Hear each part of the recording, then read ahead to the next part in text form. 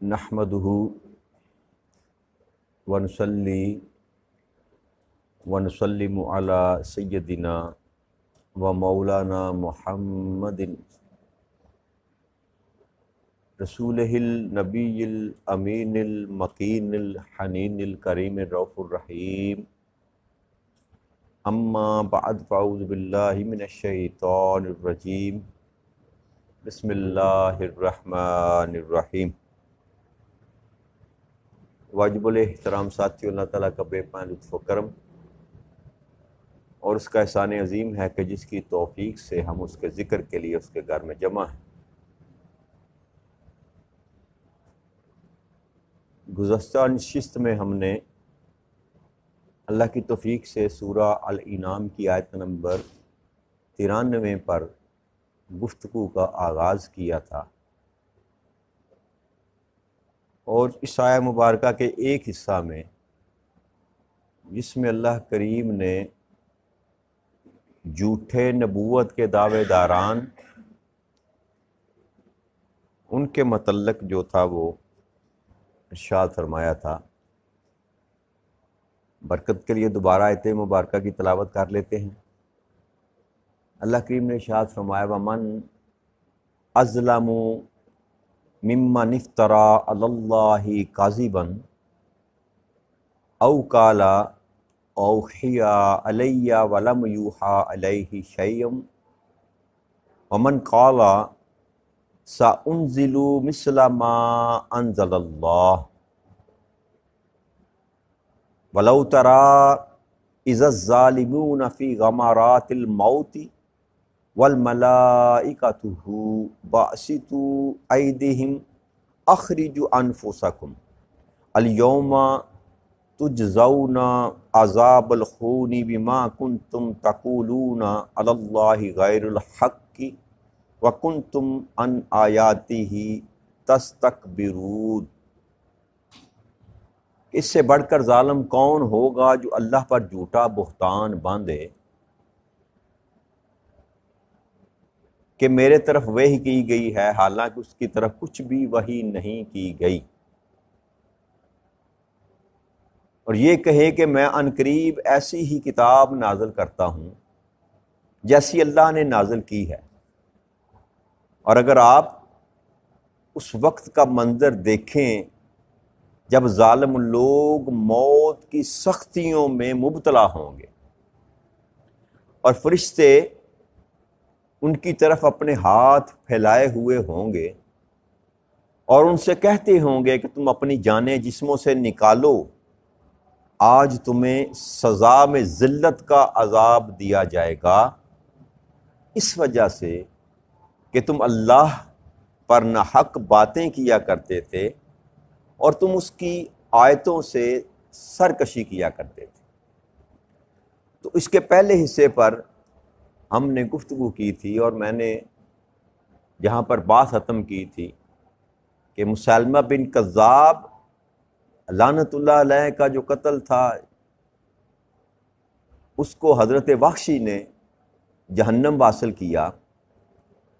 اور دوسرا جو اسود بن کعب تھا العنسی، اس کو فروز دہلمی انہوں نے قتل کیا۔ اب یہ فروز دہلمی جو ہیں یہ ان کو صحابی بھی کہا جاتا ہے، اگر صحابی ہیں تو رضی اللہ تعالیٰ عنہ ہوں گے، کہ یہ اصل میں فارسی النسل تھے اور یمن میں رہتے تھے، اور روایت میں یہ ملتا ہے کہ انہوں نے نبی اکرم صلی اللہ علیہ وسلم کے دست اقدس پر بیعت کی تھی، تو اس لحاظ سے تو یہ صحابی بھی ٹھہرے۔ میں نے کل عرض کی تھی کہ تابعی نے قتل کیا تھا ان کو، تو مزید جب میں نے اس پر مطالعہ کیا تو یہ بات مجھے ملی کہ یہ بھی روایت ملتی ہیں کہ انہوں نے نبی اکرم صلی اللہ علیہ وسلم کے آخری دور میں آپ کے دست اقدس پر بیعت کی تھی، آپ اسلام قبول کیا تھا، تو اس لحاظ سے یہ صحابی بھی ٹھہرے، اور اللہ بہتر جانتا ہے، دونوں طرح کی باتیں جو ہیں وہ ملتی ہیں۔ تو دوسرے حصے میں اللہ کریم نے جو ذکر کیا کہ ایسا شخص جو یہ کہتا ہے کہ میں بھی ایسا ہی نازل کرتا ہوں جیسا اللہ نے اس سے پہلے نازل کیا۔ تو یہ جو حصہ ہے اس قرآن کریم کی آیہ مبارکہ کا، یہ نبی اکرم صلی اللہ علیہ وسلم کے ایک صحابی تھے،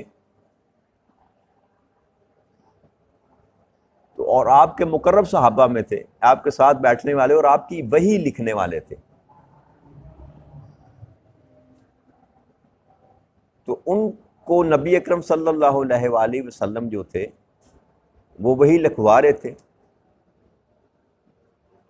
اور ان کا نام تھا عبداللہ بن سعد، عبداللہ بن سعد۔ تو سورہ المومنون کی آیت نمبر 12، 13 اور 14 جب یہ آیہ مبارکہ کا نزول ہو رہا تھا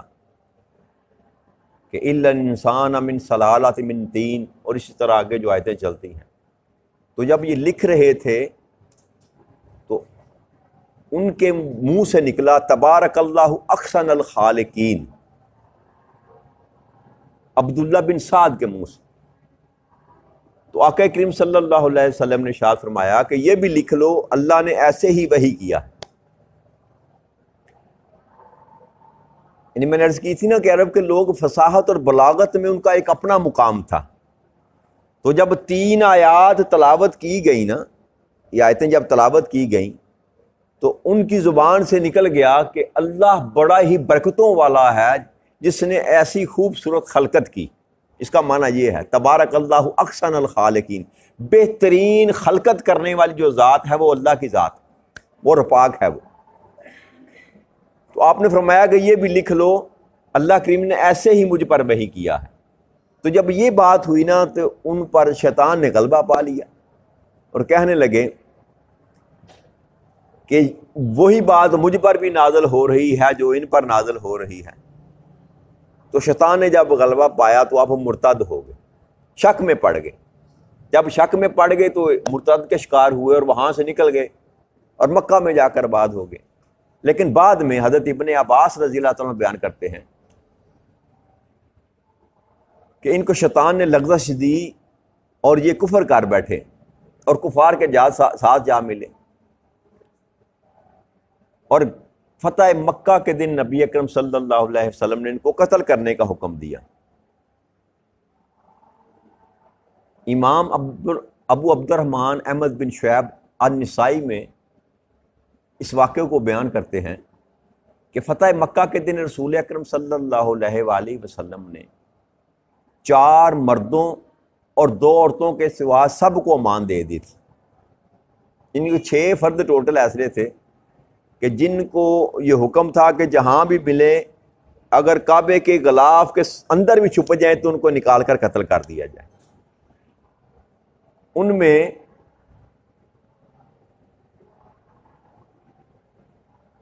مقیاس بن سبابہ تھے، عبداللہ بن خطل، اکرمہ بن ابو جہل رضی اللہ تعالیٰ عنہ جنہوں نے بعد میں ایمان جو لے آئے تھے، اور اسی طرح حضرت سعد جو تھے، یہ عبداللہ بن سعد، یہ ان کا نام بھی اس میں شامل تھا۔ تو 2 کو تو قتل کر دیا گیا، حضرت عبداللہ بن خطل کو، وہ کعبے کے پردوں میں چھپے ہوئے تھے، تو حضرت عمار بن یاسر نے ان کو پکڑ کر قتل کر دیا، اور اسی طرح مقیاس بن سبابہ کو لوگوں نے بازار میں پکڑ کر قتل کر دیا، اور حضرت اکرمہ جو اس وقت تک ایمان نہیں لائے تھے وہ بھاگ کر وہاں پر سمندر میں سفر کے لیے نکل گئے۔ تو وہ واقعہ ہے، پھر سمندر میں کشتی ڈوبنے لگی تو انہوں نے بتوں کو پکارا تو کوئی نہ ملا، کچھ نہ ہوا، تو جب اللہ کی طرف آپ نے رجوع کیا اور پکارا کہ اگر تو اس گرداب سے مجھ کو نکال دے تو میں سیدھا تیرے محبوب کے پاس جاؤں گا اور ایمان لے آؤں گا، اسی طرح ہوا۔ اللہ کریم نے اس کشتی کو بچا لیا طوفان سے، تو یوں اکرمہ حضرت اکرمہ رضی اللہ تعالیٰ عنہ بن گئے۔ واپس جب آئے پلٹ کر تو دین آپ نے آ کر نبی اکرم صلی اللہ علیہ وسلم کے دستے اقدس پر جو ہے نا پھر اسلام قبول کر لیا۔ تو اسی طرح عبداللہ بن سعد بن ابی سرح جو تھے، یہ بھی تھے جو مرتد ہوئے تھے، جن کو قتل کرنے کا اللہ نبی اکرم صلی اللہ علیہ وسلم نے حکم دیا۔ تو یہ بھاگ کر حضرت عثمان غنی رضی اللہ تعالیٰ عنہ کے پاس آ گئے۔ ایک شناسائی تو تھی نا، پہلے مسلمان تھے، تو حضرت عثمان غنی رضی اللہ تعالیٰ عنہ ان کو لے کر نبی اکرم صلی اللہ علیہ وآلہ وسلم کے پاس آ گئے اور کہنے لگے کہ اللہ کے رسول، اس کو بھی آپ اپنی غلامی میں قبول لے لیں، دوبارہ آپ لوگوں کی بیعت لے رہے ہیں، اس کی بھی بیعت لے لیں۔ 3 دفعہ کہا گیا اور 3 دفعہ ہی نبی اکرم صلی اللہ علیہ وسلم نے انکار کر دیا، اس کو قبول کرنے سے انکار کر دیا۔ پھر 3 بار انکار کرنے کے بعد آپ نے اس کو بیعت کر لیا، دوبارہ اسلام میں قبول کر لیا۔ لیکن آپ صحابہ کرام کی طرف متوجہ ہو کر کہنے لگے کہ تم میں سے کوئی اتنا سمجھدار شخص نہیں تھا کہ جب میں نے اس کو دیکھا، اس کو بیعت کرنے سے میں ہاتھ کھینچ رہا تھا، میں اس کو بیعت نہیں کر رہا تھا، تو تم میں سے کوئی ایسا شخص نہیں تھا عقل مند جو اس کو قتل کر دیتا۔ یعنی کہ ارتاد جو ہے اتنا بڑا جرم ہے کہ نبی اکرم صلی اللہ علیہ وآلہ وسلم بھی ایسے شخص کو قبول کرنے کے لیے تیار نہ تھے۔ 1 دفعہ بھی انکار کیا، 2 دفعہ بھی انکار کیا، 3 دفعہ بھی انکار کیا، لیکن 3 دفعہ انکار کرنے کے بعد 4تھی دفعہ پھر اس کی بیعت کو قبول کر لیا۔ لیکن صحابہ کو کہا کہ تم میں سے کوئی اتنا شخص نہیں تھا عقل مند کہ جب میں نے 3 دفعہ انکار کیا کوئی آگے بڑھ کے اس کا سر قلم کر دیتا۔ تو صحابہ کرام نے فرمایا کہ اللہ کے رسول، ہمیں کیا پتا تھا کہ آپ کے دل میں کیا ہے، آپ ہمیں آنکھوں سے اشارہ کر دیتے۔ تو آقا کریم صلی اللہ علیہ وسلم فرمایا کہ یہ نبی کے لیے جائز نہیں ہے کہ اس کی آنکھ خیانت کرے۔ یہ اشاروں سے کن اکھیوں سے تمہیں کو بات کہوں، یہ نبی کے لیے، نبی کی شان نہیں ہے کہ اس کی آنکھیں جو ہے وہ خیانت کرے۔ اس طرح حضرت عبداللہ بن سعد جو تھے ابی سرا، یہ دوبارہ اسلام انہوں نے قبول کر لیا، اور پھر یہ تا دم مرگ جو ہیں یہ اسلام پر کاربند رہے، اور یہ بڑے ہی دانش مند اور سرداروں میں ان کا شمار ہوتا تھا، بڑے قابل لوگوں میں ان کا شمار ہوتا تھا۔ لیکن پھر ساری زندگی انہوں نے اسلام میں گزاری، اور 65 ہجری میں حضرت عثمان غنی رضی اللہ تعالیٰ عنہ کے دور میں آپ نے ان کو مصر کا جو تھا گورنر مقرر کیا، اور یہ فاتح افریقہ بھی گنے جاتے ہیں کہ افریقہ کا جو علاقہ تھا انہوں نے فتح کیا تھا۔ اور پھر حالت اسلام میں اللہ کریم نے ان کو اپنی بارگاہ میں بلا لیا، دنیا سے رخصت ہو گئے۔ تو یہ دوسرا حصہ تھا جو اللہ کریم نے اس آیت کریمہ کا نازل کیا۔ اور تیسری بات جو اللہ کریم نے یہاں پر کی، کیا میرے محبوب آپ دیکھیں، اگر آپ دیکھیں وہ منظر دیکھیں جب ظالم موت کی سختیوں میں مبتلا ہوں گے اور فرشتے ہاتھ پھیلائے ہوئے ان کی طرف ہوں گے اور کہیں گے کہ نکالو اپنی جانوں کو، آج تمہیں ذلت والے عذاب کی سزا دی جائے گی، کیونکہ تم اللہ پر ناحق بہتان باندھتے تھے اور تم اس کی آیتوں کو ٹھکراتے تھے اور تکبر کرتے تھے۔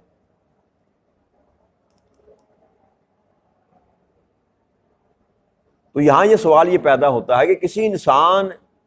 کہ بس میں یہ بات نہیں ہے کہ وہ اپنی جان نکال سکے، تو اللہ کریم نے یہاں جو مکالمہ کیا کہ ان سے کہا جائے گا کہ ان کی جانوں کو کہ لاؤ نکالو اپنی جانوں کو، تو بیان یہ کیا جاتا ہے کہ جب ان ایسے لوگوں کو جو کفر پر مبنی لوگ ہیں، جو شرک کرنے والے لوگ ہیں، ان کی جب جان نکالنے کے لیے فرشتے آئیں گے تو ان کی جو جان ہے، روح جو ہے نکلنے سے انکار کر دے گی، وہ جسم میں پھیل جائے گی، منتشر ہو جائے گی۔ تو اس حالت میں فرشتے ان کو کہیں گے پکڑ کر کے اب نکالو اس جان کو باہر، ہم لینے کے لیے آئے۔ تو بہت ذلت ناک طریقے سے اور بہت سخت عذاب میں مبتلا کر کے ان کی جان کو نکالا جائے گا۔ ایک حدیث مبارک میں یہ آتا ہے، حضرت عبداللہ بن عمرو بیان فرماتے ہیں کہ جب اللہ تعالیٰ کافر بندے پر موت وارد کرتا ہے تو اس کے پاس 2 فرشتے بھیجتا، اس کے پاس ایک ٹاٹ کا ٹکڑا بھیجتا ہے، یعنی کہ ٹاٹ کا ٹکڑا وہ لے کر آتے ہیں روح کو لپیٹ کر لے جانے کے لیے، جو ہر بدبودار چیز سے بھی زیادہ بدبودار اور ہر سخت چیز سے بھی زیادہ سخت۔ فرشتے اسے کہتے ہیں اے خبیث روح، جہنم کی طرف نکل اور دردناک عذاب کی طرف، اور تیرا رب تجھ پر ناراض ہے، باہر نکل، تو نے بہت برے اعمال بھیجے ہیں۔ تو وہ روح ایسے بدبودار مردہ کی طرح نکلے گی کہ اگر تم میں سے کوئی شخص دیکھ لے تو اپنی ناک باندھ کر لے۔ اس طرح بدبودار ماحول میں اس برے انسان کی اور کافر اور مشرک بندے کی جو ہے وہ روح نکالی جائے گی، اور پھر اس کے لیے آسمان کے دروازے نہیں کھولے جائیں گے۔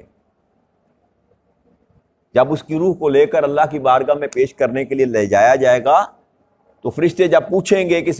اس روح کے متعلق، اور اس کی بری روح جو ہوگی اس کو فرشتے قبول کرنے کے لیے تیار نہ ہوں گے، اور فرشتے آسمانوں کا دروازہ نہیں کھولیں گے،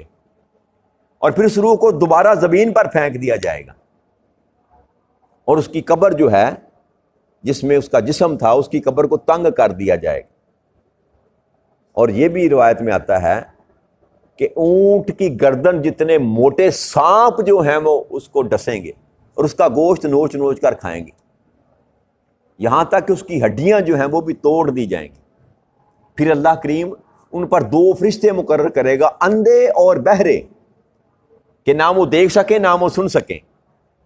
تاکہ ان پر ترس نہ آئے ان کو مارتے ہوئے۔ ایسے 2 فرشتے ان پر مقرر کیے جائیں گے اور بری طرح ان کو مارا جائے گا،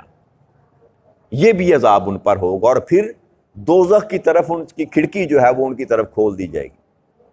جس سے وہ صبح و شام اپنی دوزخ کا ٹھکانہ دیکھیں گے اور اللہ سے دعا کریں گے کہ اسی جگہ کو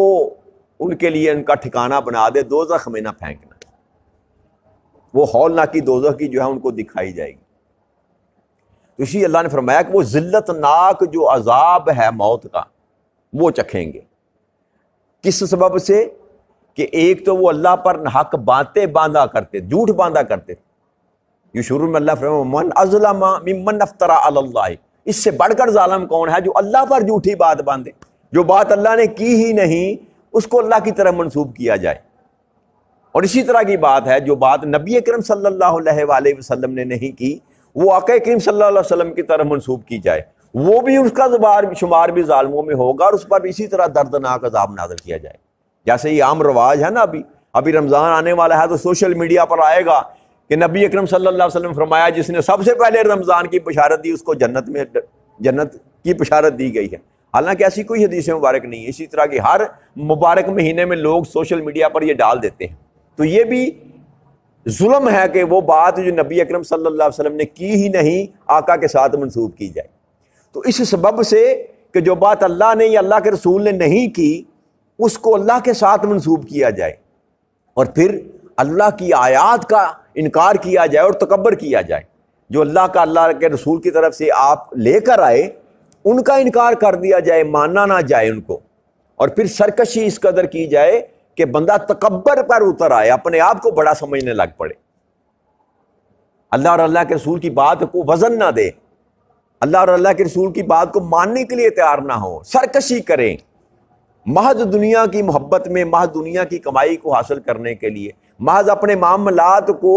سیدھا کرنے کے لیے اللہ کے صریحاً احکامات کی خلاف ورزی کرے، سرکشی پر اتر آئے، بغاوت پر اتر آئے، تو ایسے بندے کا جو ٹھکانہ ہے اللہ فرمایا وہ دوزخ ہے، اور اس کی موت جو ہے بڑی عبرتناک ہوگی، بہت عبرتناک موت ہوگی۔ اور ایسے اس کی روح کو کھینچا جائے گا کہ جیسے خاردار جاڑیوں میں کو ململ کا دوپٹہ تان کر کھینچا جاتا ہے، اور کھینچ کر اس کی روح کو بدن سے نکالا جائے گا۔ تو اس دعا کے ساتھ کہ رب کریم ہمیں یہ توفیق عطا فرما دے کہ ہم اللہ کی سرکشی کرنے والوں میں ہمارا شمار نہ ہو۔ غلطیاں کوتاہیاں انسان سے ہو جاتی ہیں، لیکن انسان سرکش نہ ہو، باغی نہ ہو، اللہ کا نافرمان نہ ہو، اور اللہ کی واضح جو احکامات ہے ان کے خلاف جانے والا نہ ہو، تابع داری اور فرما برداری میں زندگی بسر کرنے کی کوشش کرے۔ چھوٹی موٹی غلطیاں اگر ہو جاتی ہیں تو اللہ کریم بڑا غفور الرحیم ہے، وہ مغفرت بھی کر دے گا اور اپنے فضل کرم سے معافی کر دے گا۔ تو یہیں پر آج کی بات کو ختم کرتے ہیں، اللہ نے چاہا تو اس سے آگے کل مضمون بیان کریں گے۔ وما علینا الا البلاغ المبین۔ السلام علیکم ورحمۃ اللہ وبرکاتہ۔